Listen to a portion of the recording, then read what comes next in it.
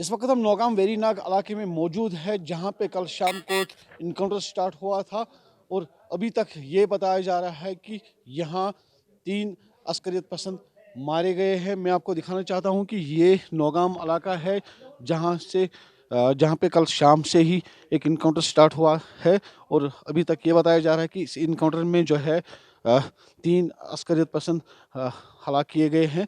और दूसरी जानिब ज़िले कुलगाम में भी कल शाम को एक इनकाउंटर स्टार्ट हुआ, जिसमें पुलिस तर्जुमान के मुताबिक वहाँ पे भी 3 अस्करियत पसंद को जो है हलाक किया गया है। बिल्कुल अभी इस इलाके को जो है काटना फौज ने अभी मुहासरे में ले रखा है।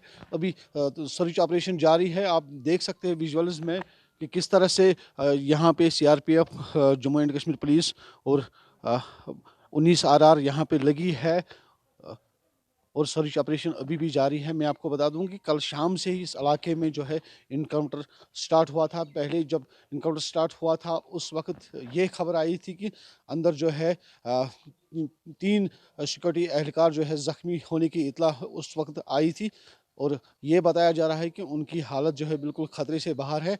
और उसके बाद जो है अभी तक इनकाउंटर जारी था और अभी भी जो है सर्च ऑपरेशन जारी है।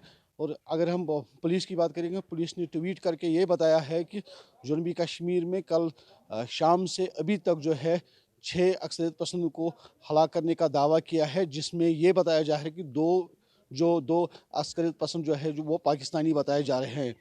ईटीवी भारत के लिए नौगाम वेरीनाग से मैं फयाज लुलू।